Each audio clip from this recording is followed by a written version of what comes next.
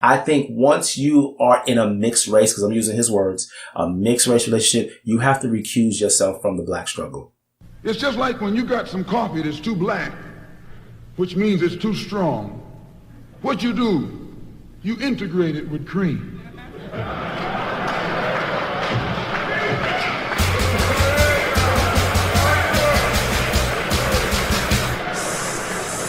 Speak repression.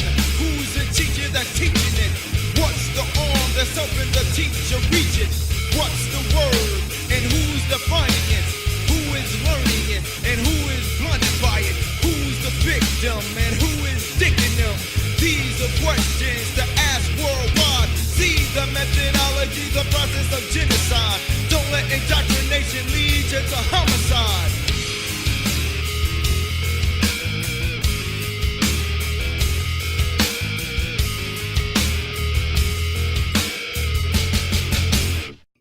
So my son comes to me the other day and he says he's singing the national anthem. He's singing what's the other one? So the Black national anthem and all these other kind of things. And I put on The Revolution Not Be Televised. Said, okay, that's our anthem. Let's memorize that. You know what I mean? That's our anthem. You know, because he is in school and being completely I don't know what to call it, whiter-sized is probably the best thing. Brainwashed, yeah, you know. And it's an interesting thing trending, you know, in the news now. And this type of man is the man that I don't want my son to be. Right. You know what I'm saying? That's why I'm even bringing up my son. His name is John Ridley. Okay. The author of the screenplay 12 Years a Slave, right? The one that was done a few years. Academy Award winning, yeah. For Negroes who care about that sort of thing. Yeah. But he was being challenged for a new project that he's working on called Guerrilla, being challenged by some ladies out in the UK because the show is about the Black Power movement in London. Salute to the Black Power movement in London. Hopefully they still popping over there and doing their thing. You know. But anyway, so he's doing a show about that, and he was challenged about that, and he begins to talk about they was asking them questions like, why have you erased black women from the from the show? Because he has an Asian woman as the lead. And he begins to give some convoluted answer, you know, danced all over the place in my opinion, about why he didn't have a black woman as the lead. And his answer was more along the lines, if I understood him correctly, you guys heard him, that no one is more important than the other one, and oppression generally affects everyone. Is something to that effect. Like it just didn't. It was some good old bullshit. Really, it really was, you know, and it just so someone reacts the question to challenge him even deeper, and so he goes on this emotional trip now, start talking about how, well, I'm in an interracial relationship, I'm in a mixed race relationship. And my wife, woman, girlfriend, whatever it is, I'm not sure. My wife, she's a fighter and she's an activist. And because of her race, because our races are different, you know, all this emotional stuff. And then they cut it. I wish they kept on playing. Oh yeah. I wanted to know where the fuck that was going. I really needed to hear the end of that. Yeah. Cause like that was that was the answer to the question. Yeah. Like, why is there... What was her question? Why is there not a black woman on the show? Yeah, in the lead? Yeah. Well, I don't think she said in the lead. But just why? Why isn't there any black female representation in this series? Is there no black female? No, it is. From what I understand, from what an article I read earlier, there is a black female in it, but she's a snitch. Yeah, we're talking about black revolutionaries. That's intentional. Yeah. That's not by mistake. Right, it's not by mistake. And it takes a long time. You got to really try to do that. If you watch the trailer, there's the Indian lady, and then everyone else is black. Right. What the hell is this? Right. And also look, if you look at it, she is more motivated about the cause of liberating black people than the rest of it. Yeah. She is the one that's driving this thing. Right. You know what I'm saying? And so the people in the audience, what I was interested in is they said our parents were involved in this, and this doesn't seem to reflect the reality of what at all, because there was no Indian people in there leading the charge. And then here's another question: like, would an Indian do that? Yeah, exactly. They'll pull out guns and fight bloody battles and risk their lives for our cause. For niggas? Yeah. Come on now. Please. You know, but what this goes to show though, what this points at is the danger in those relationships that black folks get themselves involved in when it comes to other races. I think once you are in a mixed race, because I'm using his words, a mixed race relationship, you have to recuse yourself from the black struggle. You have to stop that, because your confusion is going to seep its way into what the black struggle is. Well, this is interesting because a few weeks ago, you know what it was? J. Cole came out with High for Hours. For those of you who haven't heard it, it's probably his most political track. Yeah. And the whole track is political until the end. Right. So it's like, for the first, 2-3 minutes, you're like, wow, man, Cole's it's finally like going there. Deep shit. And this last stanza. To be fair to Cole, he's always been going there. Well, he's always been there. That's the whole thing. It's like, so I listened to it, and, he basically then pulls back, all of his punches and says, is revolution really the way? Why would I fight for revolution when we would become the oppressors? And a whole bunch. And you can sense that he's like, can hear black people's reaction. And so he's sort of like doubling down on it. But he's like very well aware of the position he's standing in. So I got curious. And I rewatched the Get Off My Dick video. Which, for those of you who don't remember, is, sort of like a nod to all the slave movies that have been. And it's kind of a slave revolt.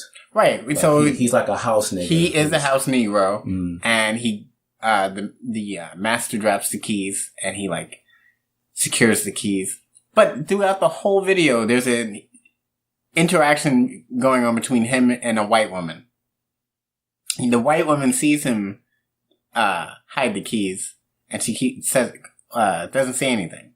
She sees him, break into the armory to get the guns for the slaves, and she assists him in keeping the secret, which is interesting. The whole video now looks very interesting to me, because I'm like, this is really J. Cole revealing himself as, being, a tragic mulatto, basically. Right, but that's typical of a mulatto's politics. If you look at it historically, it is Frederick Douglass, it is Du Bois, you know what I mean? Or Du Bois, however you want to pronounce it, It's like having some understanding of our plight as black people, but at the same time believing that the solution is how we integrate with white people. All right. Not how we separate from them. Now, when you are someone who is mixed race, you're going to believe in the possibility of coming together because you are the product of the coming together of two races. Right. So that would make J. Cole's particular issues sort of different than what because I don't believe John Ridley's he's not mixed. Not to my knowledge. I don't know. So he's just and she's not even white. Was she Asian? She's Indian, I believe. She's Indian but he's married to an Asian woman. I see. Well, there we go. I mean, he's just knee deep in the integration at this point. Yeah. And I'm not just coming down on him because at the same time, like you guys know, I didn't let Nate Parker off the hook. I love the fact that he was doing Nat Turner, but it was always like this gnawing thing for me that he married a white woman. Did you ever watch, I still haven't watched it. No. Okay, well. He neutered it. And the more I think of it, the angrier I get. Cause I'm like, I remember being in the theater, leaving, not being completely satisfied. Yeah. I'm like, I wanted to watch like a bloodbath. Right. There was some vicious scenes. But would you say Get Out was more vicious than? Yeah, definitely. No, Get Out was not more vicious. Than Birth of a Nation at all. Oh wait, no. At all. Okay. Because well, no, not at all. Not at all. Okay, all right. But nevertheless, I didn't let him off the hook either because Well, you didn't watch the movie. No, but it's not. All right, the issue is not so much the movie itself. It's the fact that as a black man and him taking on these kind of projects, that are specifically about our cause and our struggle, it becomes complicated by the fact that you are married to a white person. Because see, you have to protect her. You have to protect her cause, her interests, her physically. You have to protect your white children with her. Your half white children with her. You have to protect all of that. Okay. So when we begin to talk about our cause and how we have to address our cause, you being the individual married to them, you have to figure out how we can do that and at the same time protect your white people. All right. That can't always be done. Right. That's not always the option. Nat Turner didn't see that as an option. So of all movies, you make Nat Turner, he didn't see that as an option. The reality is Nat Turner saw all white people. Well, he didn't redeem any white people in the movie, which was good. Right. But he didn't satisfy my bloodlust. It was like short-lived. But my criticism of him is not even just he didn't accurately portray the nature of what Nat Turner did. And that's what's bothering me. It was ahistorical. It's like Nat Turner put in work on those white people. It's like he killed babies. They really just killed black men in the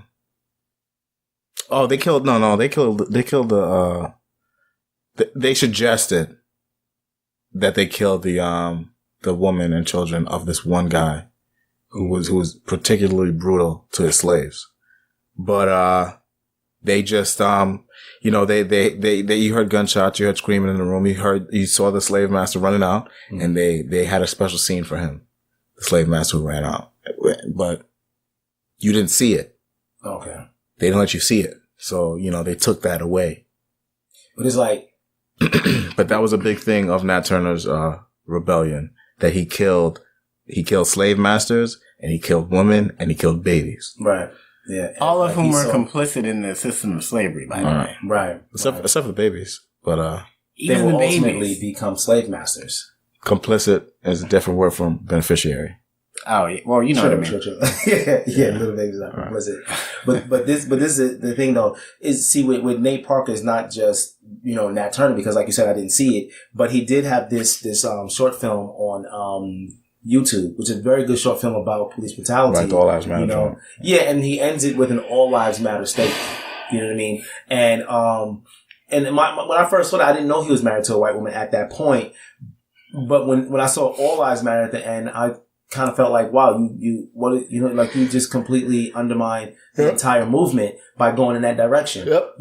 It's like, and I was struggling to understand, why can't you understand that Black Lives Matter, what that means to people who believe. Now, I'm not a big, gigantic Black Lives Matter, person, because I think our struggle should be handled a little differently. But, to the degree it's there, I support it. You know what I mean? But for him to go and switch it up to All Lives Matter, like, I don't get why you don't understand that it's not about All Lives Matter. We know All Lives Matter. Because, see, if we're going to go with All Lives Matter, the statement would actually be All Lives Matter except for Black Lives. Right. You know what I'm saying? So this is why folks are saying Black Lives Matter. So it was like, I didn't even know he was married to a white woman, but when I found out he was married to a white woman, that explained why he went in that direction, because you have to go in that direction. And this man, John Ridley's emotional breakdown explains it all, and I'm glad they being out and up front about that. The reason why I erase black women from their own struggle is because I'm in a relationship with an Asian woman. Right. What? And it goes deeper. Well, it goes like, that's going to be consistent. So if you're in an interracial relationship and you have mixed race kids, you're not going to teach them accurate history as it pertains to the black side of them, because that will make your white wife uncomfortable.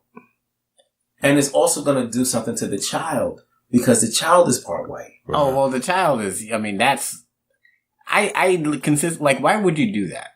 Like, I don't understand it. Like, understanding the accurate history of black and white people and mixed people in this country. Why would you can't be knowledgeable of that history and then willingly do that.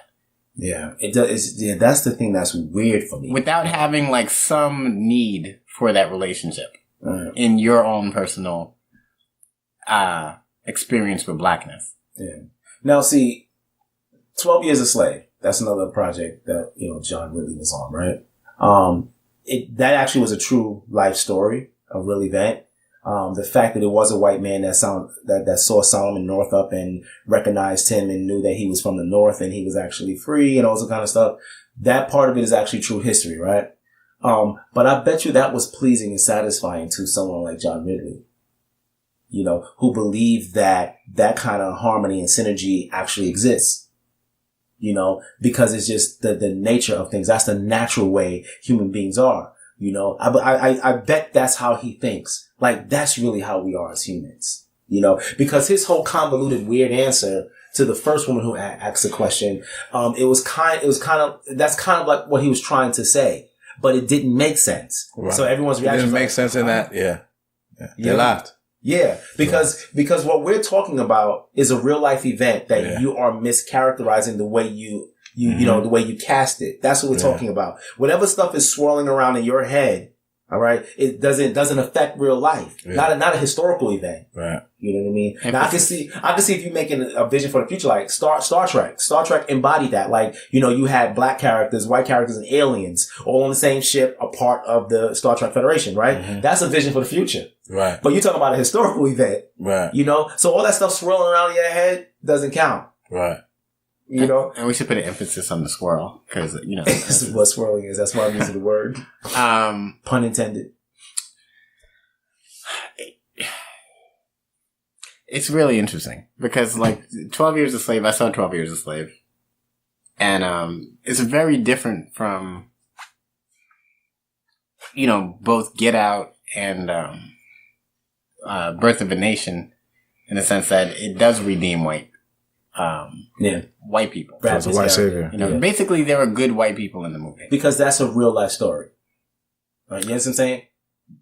That's what really happened. When Solomon Northup sat down and wrote his story, that's what he said happened. It was a white man from the North that recognized him from the North that took a letter back to his people and helped get him out of the South. Right. Okay, so that's true. That's true life. I'm just saying, like, I bet that was pleasing to John Ridley because that's the narrative that he's a part of. That's what he thinks life is. Right. You know, that's the real nature of human beings. You know, that, you know, we care about one another. We take care of one. We protect one another. But there's also something interesting about 12 Years a Slave.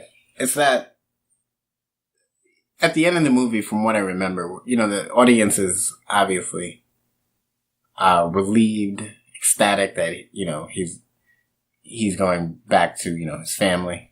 It's being rescued from this horrid experience. But his people are still in slavery. At that very moment. Right. Mm-hmm. Like, that's very interesting. It's like, and that's like how, so obviously, you know, we're black, so we're going to view that one way. But white people watching that movie can completely disassociate those two things. Yeah. And that's how they interact with you. Yeah, when he goes up to the North and he meets his family, you know, he left all those other black people still in slavery. Right. Yeah. And so did, like, basically the movie shows you what is happening in the white mind. But I think afterwards he became an abolitionist just to mention that. Right, he did. You know, he did. Yeah. You know. Right. But abolitionists were racist. No, I mean Solomon Northup. Right. But that's like, so for instance, Frederick Douglass, who I think we mentioned briefly, he was an abolitionist. Mm. But he was actually an asset to them. And his relationship with them split when he became more, for instance, so they would want him to talk more like a slave. They thought he was getting too, uppity? Uppity is a good word. Yeah, that's pretty much it. Uppity is pretty. You're sounding too educated. Johnny on the spot. Like, we want you to sound more like a slave. Speak more nigga. Right, pretty much. Because, like, his claim to fame, or where he became prominent within the abolitionist movement, is that he lent them validity. It's like they actually can produce the genuine article. It's like, here's a man who was a slave. And so that is what white people in the North were emotionally reacting to. Mm. And that brought, you know, the William Lloyd Garrisons and the anti-slavery societies in the North a considerable amount of public prominence. That's when they became, you know, Frederick Douglass basically put the abolitionist movement on the map, for lack of a better term. But they were racist. Some real Frankenstein stuff right there, boy. Like, he also talks about, you know, going to white churches with said abolitionists and, you know, they not wanting to sit next to black people. Like, if you were to teach their history accurately, they never viewed you as a human being. Right. You know, they might have said... No, they viewed you... I would say they viewed you as a human being. They didn't view you as an equal human being. You know, you don't deserve to be treated like cattle because you're a human being. But you're not a white person. Right. So you can't sit next to me, nigga. Right. Or live next to what that. Susan B. Anthony, her response to black men getting the right to vote was, you can't give the niggas the right to vote before a woman. Yeah. And they actually never envisioned black people in the South coming up north to live with them. Right. So I just think that's interesting. But you did I cut you off? No, I don't think he cut me off. But no, that's cool. But this guy, like, people have been talking about him all over the internet and stuff, and rightfully so, because I think black people are kind of waking up to this kind of stuff and having a reaction to it. And thank God for social media, because I think before social media, we just would not have a voice on this. He would be able to say that nonsense, and then there's no further conversation. Well, what's the backlash, though? I mean, what's the end all to the backlash? I don't know what the end of it is, but I do think we do need to have these conversations. If it only means that black folks who marry people of other races, please stop getting caught up in the black struggle. All right. Because you bring confusion to it. If that's the only end of it, then let that be it. You know, because I'm just now getting to this point. Like I didn't feel this strongly about it with Nate Parker, because Nate Parker never articulated the way this guy did. You know what I mean? Like John Ridley. John Ridley specifically said the reason why I race black women is because I'm in an interracial relationship. Like, God, dog, for real. I disagree. Like, if you listen to Nate Parker's Breakfast Club interview, this is before I saw the movie. I got my first twinge. Really? I didn't catch it. What was it? What did he say? It's not, I would need to rewatch the interview to get the exact words. But you can tell he was pulling something back. He wasn't, and I was like curious. I was like, I hope he didn't do what he just did in this interview in the movie. And of course he did. Because so to me, Nate Parker is someone who wants to be militant for the cause. Mm-hmm. I don't doubt that he is. But you can only be so militant when you're with a white woman. And I don't mean just sexually. I mean, you are raising a family with a white woman. Right. You have children with her. It's like you're in that world pretty much. You're split focused. Like let's say, for example, the revolution will not be televised. All right, we've been talking about a race war in this country for some years now. We've been talking about revolution for a very long time. Let's say a revolution came around. It's time to take up arms and we're fighting against each other and so on and so forth. Nate Parker has to protect his family. Okay, from all comers, black, white, or in between. He got to protect his family. Right. You see what I'm saying? So if that means he's in a position to deny black people access to something because it may negatively affect his family. Let's say there's an arsenal here and he's like, I can't let them get that. I can't give them this information. You know, I gotta protect my family. They may come and try to kill my, you know what I mean? And he has to protect his wife's family. Yeah, and everything related to that. And we might be coming for that family. Protect their world. Right. You know what I mean? So, all I say is to black people, when it comes to the black struggle, recuse yourself. The reason why is because you can't talk to both sides. Black people who are in interracial relationships, recuse yourself. Yeah. What did I say? Black people, recuse yourself. Oh, my fault. Well, yeah, black people are interracial. Recuse yourself. I'll give you an example, because like I was listening to something. Well, so I heard a lot of quote unquote progressive podcasts after Trump's election. Their rhetoric was, we can't cut off dialogue with conservatives. We have to engage them. We can't, write them off. And of course they're saying that because all of them know people in their family that voted for Trump because they're white. Right. So of course you're not going to cut off dialogue with your family. Right. The problem is, that's not even the problematic part. The problem is black people listening to those podcasts or those, what have you, who identify as being on the left or progressive, then internalizing that and saying, yeah, I heard you say, and I totally agree, we have to engage conservatives. And, and we reach out. And I think the problem is, what led to the election is we're just too isolated. You're regurgitating their own rhetoric because you identify with them and they are not you. Right. That's a problem. Yeah, it is a problem. And when you're up under them like that, you will definitely. It's like Kamal Bell, comedian, activist, I believe. He did this thing where he was, hugging. What was he doing? Something with a Klan member. Interviewing him. I think he was interviewing a Klan member, and the way he was. I don't think they hugged. Oh, they didn't hug. I didn't see the hug part. No, I don't think they hugged either. But it was just the why are you talking to this dude? Yeah. And you're lucky you're talking to him in a setting where he won't lynch you. Right. Because he will lynch you. Yeah. And if you think your engagement with him will prevent him from lynching you the minute he gets a chance to, you're a fool. Yeah. The sheep going out to the wolves. Hey, can I have a word with you? Let me ask you a question. Why do you eat us? Because I'm a wolf.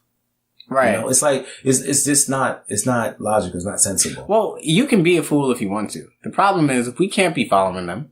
It's like, we can't listen to anything you have to say. You are literally going to lead us into the wolf's mouth. I'm glad you said that because the onus with the recusal is not on, the burden of it is not on the person in an interracial relationship. The burden is on us as a community. We got to start looking at people and identifying them and say, okay, you know what? This dude is living a life of confusion. So he's only going to bring a lot of confusion to what we're doing here. So we have to dismiss them. We have to do that and say, I'm sorry, we don't want to hear from you. And Marcus Garvey, he got a lot of traction back in that time from black folks supporting him, black families and so on. And what happened is the contemporaries around him, those who were either mixed race themselves or those who were involved in mixed race relationships and so on, those who were fighting for integration, they came out against him. All right. And he was the only one bringing forth a solution specifically designed for black people that would have been long lasting. Right. And while others were trying to figure out solutions of how to integrate that would push us deeper into the subordinate relationship that we have with white people. Not only that, there were some mulattoes who wanted to join secret organizations but couldn't, so created their own secret organization. I think that at the time it was called the Bully. But what they did at that time and they started with Marcus Garvey doing it for the government, but before they would do it for slave revolts, was spying on black people. Wow. And so they continued that with Marcus Garvey. The same people continue to go on to do that with Malcolm X and Martin Luther King. So, wow. Oh, and not to harp on mulattoes, but I mean, we should do an entire, because there are entire chapters of our history that we don't know and that are completely important to our understanding of not only where we are, but where we need to go, what we need to do to get there. But mulattoes volunteered for the Confederacy, because they owned slaves. They were accepted as part of the slave society. They had a unique place. Right. So, and the important part is not only that, but that relationship that black people have to light-skinned, mixed-race Negroes never really changed. We call it colorism now. Right. And what people need to understand is that has a history. Like, there's a direct line you can draw to specific chapters in our history that explain why colorism exists. Right. And this project, Guerrilla, is really it's like a daughter of that experience. Like, even though it's an Indian woman playing a part, but don't let it get past you, that she is lighter skin and straight hair and those, you know what I mean? And from the trailer, from my understanding of the trailer, that's not the only interracial relationship in the show. It's at least one. There's at least one more according to the trailer. Okay. If not more. So that was the interracial revolution that was going on over there. I mean, that's what they want. That is the ideal in a lot of black people's heads. Listen, if John Ridley wants to sit down and do shows and movies and stuff like that about interracial people and how they build an interracial society together, there's no issue there. That's who he is. But why are you over here messing with black stuff? Yeah. Why are you doing that? Yeah. That's what I don't get. Like, why do you feel like, because you're a black man? That's why you feel like you should be doing it? Because I'm a black man? Okay, then if you're going to be a black man, then be true to the story and tell the way it happened. If your heart is really somewhere else, be where your heart is. Yeah. All right? Don't just stand here and be a figure so you can pretend you represent me. You don't represent me. You erasing black women, you don't represent me. You know? You don't represent me. If you're doing a Nat Turner story and you're toning down the brutality of it, you're not representing me. You're not representing yourself in that situation. You're not representing you. Representing your partner. Yeah. And then for him to get emotional like that at the end of his soliloquy, for him to get emotional like that, it tells you how important representing her is in his work. Right. All right? Because what did he say about her? She's a fighter. She's an activist. And because we are different races, right? What? Because we're different races, what? You get to insert her presence in our story? Right. That makes sense to you? Makes sense to him. That's how he sleeps at night. It's like your attraction to white people or other races of people who are historically our enemies or historically anti-black is not divorced from white supremacy. Right. And there's no way you can speak about it as if it is. It's like when you look at a white woman and like, let's say you're Charlemagne and you say, there's nothing like seeing my black dick going white pussy. It's like, that is white supremacy. You've been taught that. It's right. Like, what is it about white women that are so special other than what you've been taught to believe about them? Right. And that has to be the basis upon which we start all of our conversations about interracial dating. Because any conversation about interracial dating that doesn't include your personal relationship with white supremacy or why it is you view that as special, this aesthetic as especially desirous. Right. Isn't dishonest one. Yeah. A people undesired. That's so interesting because that's what the Bible calls us, a people undesired. This is the thing though. It's like, I'm trying to see if my point, jives with yours at all. But, it's an interesting thing that we're doing today, that I believe black people are going through today. In order for us to like really wake up, the awakening has to do with our identity, our relationship to other people around us. And that combination, identity versus other people around us, is making us racially sensitive. And there's a potency to that racial sensitivity now because it's like, all the training that we had before told us that race-based ideas are wrong, Right. For us to think of ourselves as black people in a black struggle, trying to help elevate black people out of a black struggle, all that kind of thinking was wrong. What it is that we are Americans and we have economic struggles. We have to overcome that through education and through that process, the process of integrating, getting jobs and being a good black person on your job to keep the door open for other blacks that will come behind you, showing white people that you bring them value and, like all that kind of like that was the thought process. But I think in order for us to, what we're learning now is that we have to overthrow that kind of thinking. Right. We have to overthrow that. All right. In order to build up. Right. Because it holds back any kind of progression. Yeah, we can't allow that kind of thinking around people who haven't come to a full understanding of what we need. Right. We can't allow that kind of thinking around our children. Right. We can't allow that kind of thinking around us. Yeah. Because I think we understand now that is not progress. Right. We were taught before that that's progress. Mm-hmm. Okay. But that's not progress. But it's not It's not progress towards what's best for us. Right. Exactly. It's progress towards something, but not towards the right thing. Right. Like as if we don't have an interest here. Right. We do have an interest here. And this is what happened. People are not concerned with our interest. This is why people like Lee Daniels, John Ridley, this is why they get in these positions where they do what they do and they speak out and it seems like they're speaking on behalf of us as a community, but they're not. They're not. Right? Mm-hmm. What they're talking about is not progress for us. It is further subordination. They're like wrenches that's just tightening the screws of subordination.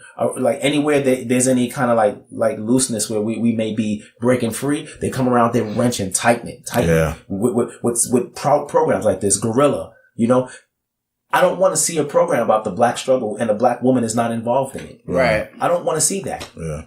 I'm against that. Yeah. I may have conflicts and issues with black women, all kind of stuff, but that doesn't mean they get kicked out of the struggle. They are part of the struggle. Okay? What are you going to say to Harriet Tubman, to Join the Truth? Like all these women from the past who have put their lives on the line in this struggle. Angela Davis, Michelle Alexander, a disrespect to all these women. Yeah. And of course the women in London. And the thing that gets to me is that you cannot tell an integrationist that these people are not fighting for your freedom. Like, in their mind, their, ideal white girlfriend is going to pick up a machine gun, put on some camo, go hide out in the woods with you for 3 days. Right. Dodging bullets to fight for your freedom because she loves your people so much. But that's not what integrationists want. That's not what integrationists. And integrationists want to be in their society. Remember that. And integrationists want to be in their society. Integrationists want to go to their school, live in their neighborhoods, work at their jobs, be in their institutions. That's what integrationists want. Well, that's not... So, for instance, let's say you're a socialist and you're planning on fighting the socialist revolution. That's how you envision your white socialist girlfriend. It's like we're fighting together for freedom. But you're fighting for her version of freedom, which is you included in her society in whatever position she chooses you're going to be in. You're still black and she's still white. That doesn't change. But whatever. I don't think integrationists can even hear you, to be honest. Well, because they're so convinced that they're right on the subject. They so like John Ridley trying to answer that question, the stuff swirling around in his mind. He's trying to make that applicable to the question that he was asked, and it didn't make any sense. But there's some level of him that feels like he can intellectualize this thing and articulate it and make it make sense. The erasing of black women from a historical event, he can make it make sense based on some ideals that we all embrace about integration and us being one people and humanity and all this other kind of stuff. He believes that. That's why he made the attempt, and could never successfully explain it. Because I think he may have realized for the first time, sitting there in that moment, that this doesn't make sense. It amazes me that it took him that moment. If it did. Because he was completely unprepared for the question. I'm like, how did you not see that question coming? You really didn't see what you just did until someone asked you why you did that? That's amazing to me. True. I guess he thinks everybody accepts what's going on in his head already. He expected them to. Right. He expected to put this into the atmosphere and everyone would no one would question it. Exactly. Everyone would just run with it. Like you wasn't aware of all the brouhaha. Not only that, he thought that his response was adequate. Yeah, Part of the reason why I chose the star of the show to be an Asian woman was because my wife is Asian. And what the fuck does that have to do with the story? Right. The fuck does that have to do with the Black Power struggle in the UK? Your wife. The fuck are you talking about? And then the crying is you're basically saying, I love my wife. I love her so much. And because we're different races, it shouldn't be that I can't put her story in our story. Wow. But I'm on a lot of levels. I'm glad that the black community reacted the way they did. Mm-hmm. Because honestly speaking, I grew tired of feeling like I'm alone in this kind of thinking. Like thinking that I'm the only one that has a reaction to this. And feeling like I'm some kind of like solo weirdo, Mm-hmm. And then, black social media comes up and you have this explosion of reaction, and I'm like, that's dope. I like that. The thing is, everyone's thinking the same thing, and everyone's always thought the same thing. And I think now we're living in the moment where it's like, people are not willing to check it anymore. Yeah. To say, to swallow it and run with the status quo. Right. Which I find interesting. Because now... And necessary. It is necessary. Interesting and necessary. It's like... It's like, the Boondocks. I remember seeing the first episode of Boondocks that I believe I saw was the one when Riley was having that dream. Oh no, was it Huey? Huey's having a dream about telling white folks the truth. Oh, right. And his father came and smacked him up. Don't you even dream about his grandfather. Don't you even dream about telling white folks the truth. What the heck is wrong with you? This black Jesus stuff. You know what I mean? It's like, that is the generational, divide, right? Yeah. It's like one generation trying to teach us, no, don't talk about that stuff. Like, let's do the integration thing. Don't. I know what you feel, because I feel it too, but let's not talk about it. This generation is like, no, fuck that. We're going to talk about it. We're going to talk about Jesus is black. And I can prove it. What you want to do about it? Ronald Reagan is the devil, goddammit. Exactly. And I can prove that. You know what I'm saying? Like, this generation's like, no, let's talk about it. Let's call these people out on the carpet. No, John Ridley, we're not with you on this whole high that you're going on right now. We're not with this. I know there's a lot of people that's with it, but there's a good portion of black folks that's not with it. And those of us who's not with it, let's never be with it. Let's never get down with it. Let's do our struggle so we can do our struggle right. So we can pass on to our children what they're supposed to have and stop with this nonsense. This foolishness. It doesn't make any sense. Yeah. This man couldn't even articulate why he did this, but he did it because somehow in the way his mind has been constructed, it made sense. Right. But anyway. And I guess the question is, you're black, so what are you going to do about it?